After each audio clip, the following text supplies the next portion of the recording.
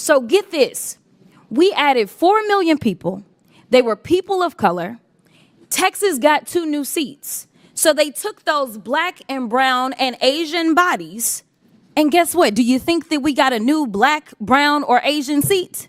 Somehow, the way that they do their Republican math in the state of Texas, that amounted to 2 new white seats. Guess what? White Republican seats. In Texas, your vote doesn't have to count. Your body just needs to be counted. Behind bars. When people of color are locked away, the census still adds them to the tally. But not for their own communities. Their presence boosts representation for districts they've never even lived in. Jasmine Crockett saw through it. She didn't just raise the question, she exposed the system, where stolen bodies meant stolen power. The fluorescent lights hum with mechanical indifference above a committee room that has witnessed countless bureaucratic battles. Maps cover every wall, red lines carving through communities like surgical incisions, creating districts that snake and twist with surgical precision. The air carries the weight of decisions made in sterile spaces far from the lives they reshape. Representative Jasmine Crockett enters her heels, clicking against polished marble. She carries a leather portfolio and moves with the quiet determination of someone who has seen the machinery of power up close. Behind her, staffers wheel in easels bearing covered charts. The room feels like an operating theater waiting for the autopsy to begin. The committee members file in, mostly white faces settling into leather chairs, their expressions ranging from polite disinterest to barely concealed irritation. They shuffle papers with the practiced efficiency of people accustomed to processing human lives as data points. The morning light filters through tall windows, casting long shadows across the conference table. Crockett unfolds a massive map across the mahogany surface. It spreads like a patient's X-ray, revealing the skeleton beneath Texas's political skin. Red districts glow with an almost radioactive intensity, their borders drawn with mathematical precision around communities that share little except their voting patterns.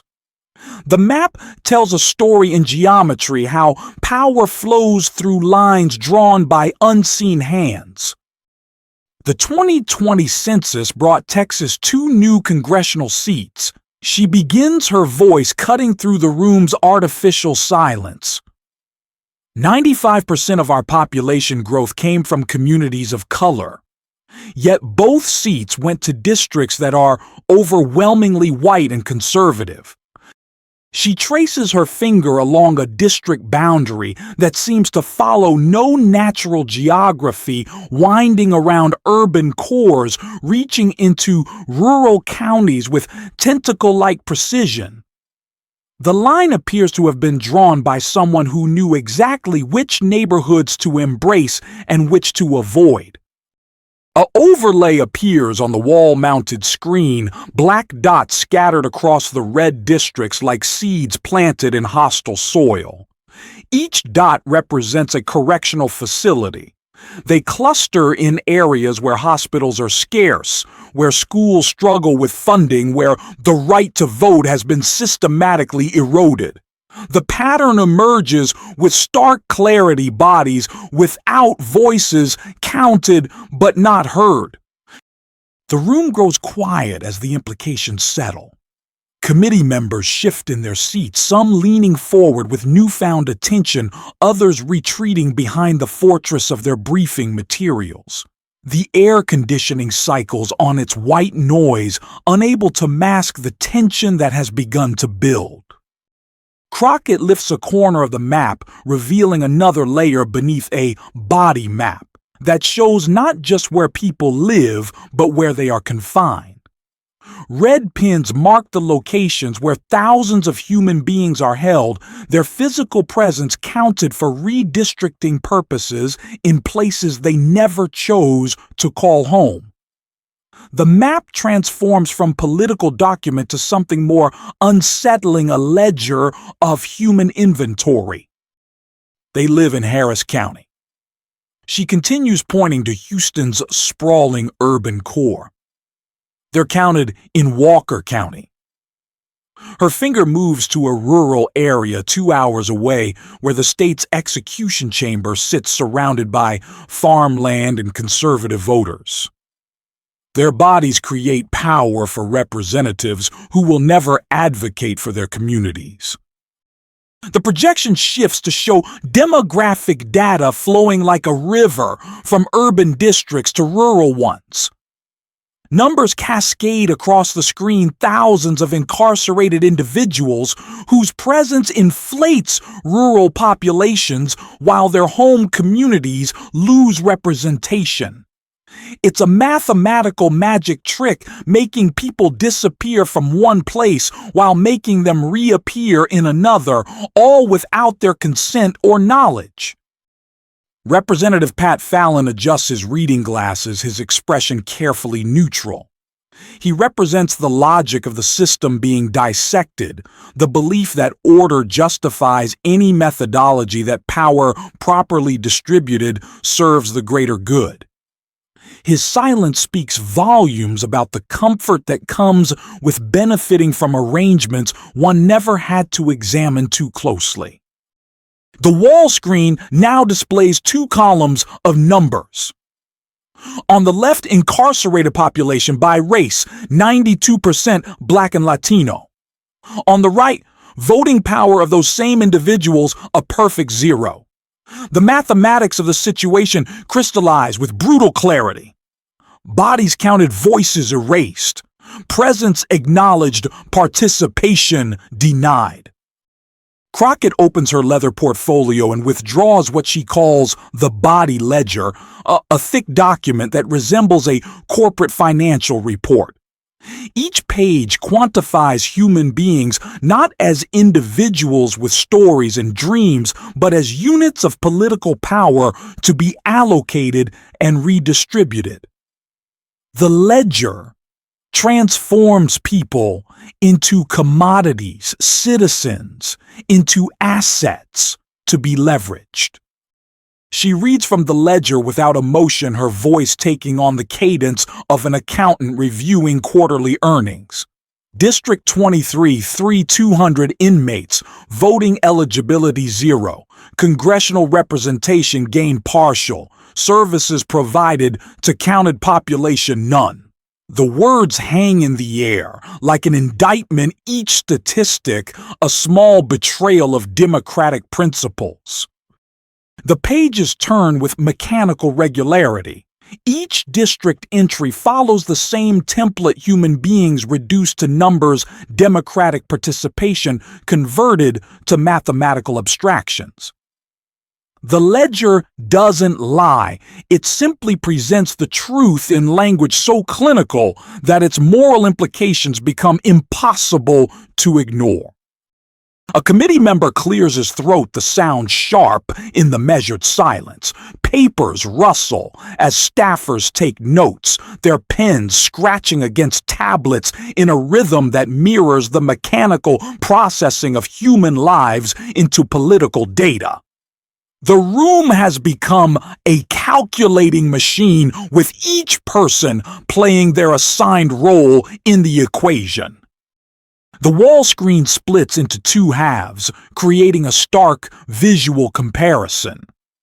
On the left, photographs of incarcerated individuals, their faces blurred for privacy, but their humanity unmistakable. On the right, congressional representatives from the districts that gained power through their presence. Mostly white faces in expensive suits sitting in chambers these counted bodies will never see. The contrast cuts through the room's artificial politeness. Power without participation. Representation without relationship.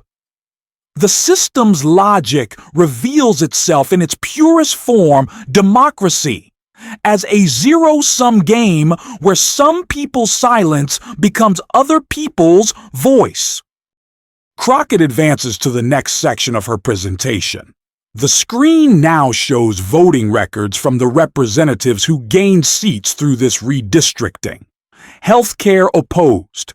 Criminal justice reform opposed. Education funding opposed. Prison conditions opposed. A pattern emerges of politicians who benefit from counting incarcerated individuals while consistently voting against their interests.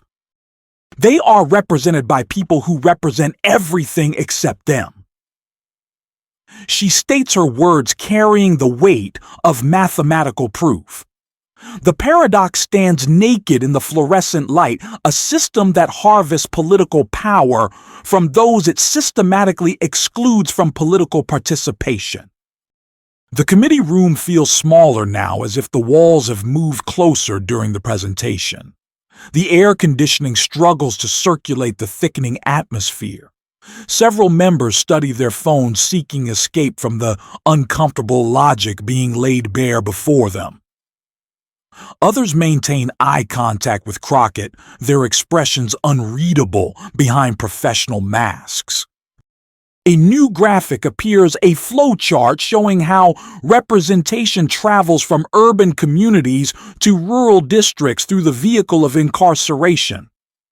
Arrows trace the path arrest in the city, conviction in the city, sentencing in the city, but counting in the countryside. Democracy's circulatory system revealed as a sophisticated redistribution mechanism. The data presentation continues with methodical precision. Charts show the racial demographics of districts that gained representation versus those that lost it. The pattern emerges with geometric clarity. Communities of color create the population growth. White communities receive the political benefits. The 2020 census becomes a tool for maintaining power structures that predate the civil rights era. Crockett pauses, allowing the silence to settle like dust after demolition. The committee members sit in their leather chairs surrounded by the debris of comfortable assumptions. The morning light has shifted, casting different shadows across the map that still dominates the conference table. She reaches into her portfolio again, this time withdrawing a simple black and white sign. The words "body power" are printed in bold letters, stark against the white background. She holds it up briefly, then places it deliberately on the mahogany table where it rests like a gravestone marker. The sign transforms the room's energy. What began as a policy discussion has become something more fundamental, a reckoning with the distance between democratic ideals and democratic practice. The fluorescent lights continue their mechanical hum, but the sound now feels more like a funeral dirge than background noise. Without speaking, Crockett opens the final document in her portfolio. It's a white folder containing 12 sheets of paper, one for each district that gained representation through incarcerated populations. Each sheet is identical in its stark simplicity: district name, prison facilities, inmate count, voting rights status. She places the first sheet on the table. District 8, Huntsville Unit, Ellis Unit, Holiday Unit.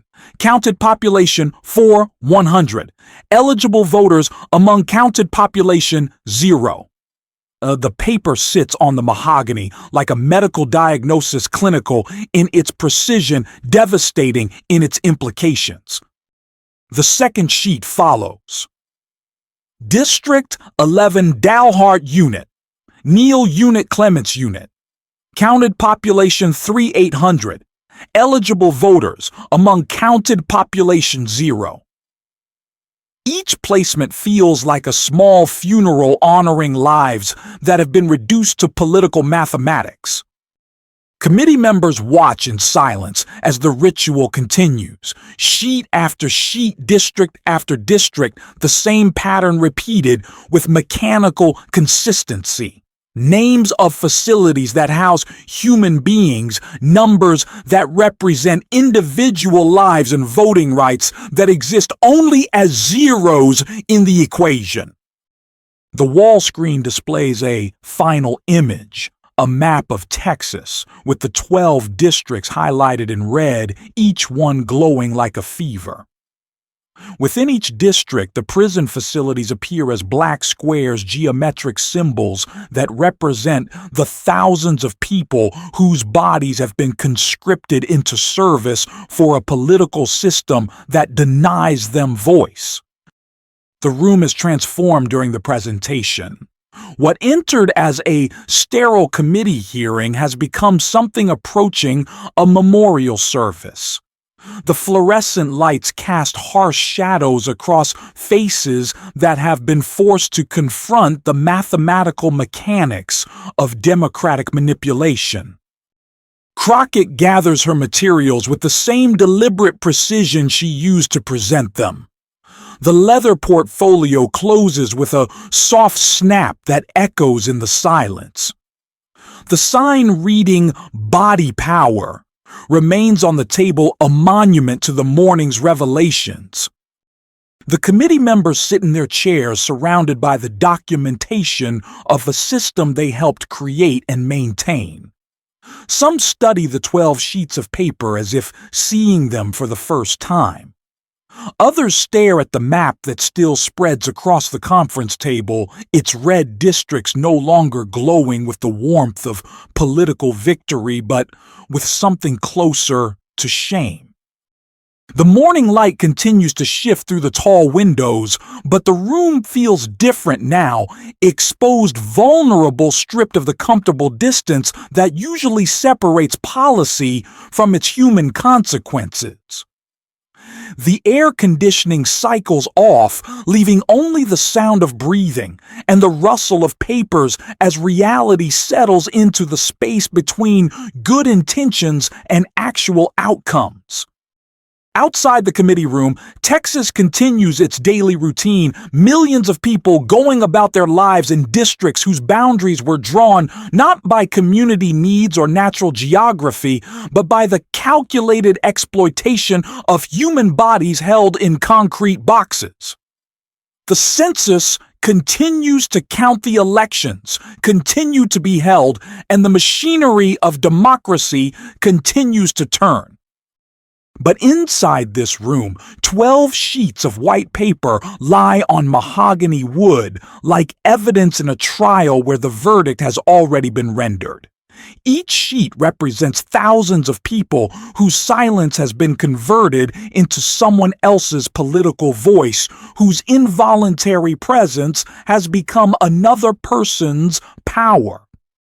The presentation ends not with resolution, but with recognition. The system has been revealed in its naked mathematical brutality, a democracy that counts all bodies but only hears some voices, that grants representation to everyone but only allows participation for those who can afford to be heard. The fluorescent lights hum their mechanical song above a room where the comfortable distance between policy and people has collapsed. The maps remain on the walls, the data stays in the computers, and the districts continue to exist in their gerrymandered geometry. But something has shifted in the space between knowing and understanding, between mathematics and morality. As the committee members file out, they leave behind more than just empty chairs and scattered papers. They leave behind the comfortable fiction that democracy's machinery operates in neutral territory, that representation flows naturally from population to power without human intervention or moral consequence. The 12 sheets of paper remain on the conference table, white rectangles that document the distance between America's founding promises and its contemporary practices. Each sheet represents a district, a prison, a population counted but not consulted. Together, they form a ledger of democracy's debt to its own ideals. The sign reading body power sits among them like a judgment rendered in the court of mathematical truth. The equation is simple bodies can be counted, but only voices can truly be represented. In the arithmetic of actual democracy, presence without participation equals a zero that multiplies rather than adding to the sum of justice. The room empties, but the questions remain hanging in the recycled air like unfinished sentences waiting for completion. Questions about what democracy means when some people's silence becomes other people's political speech. Questions about representation in a system where being counted doesn't guarantee being heard.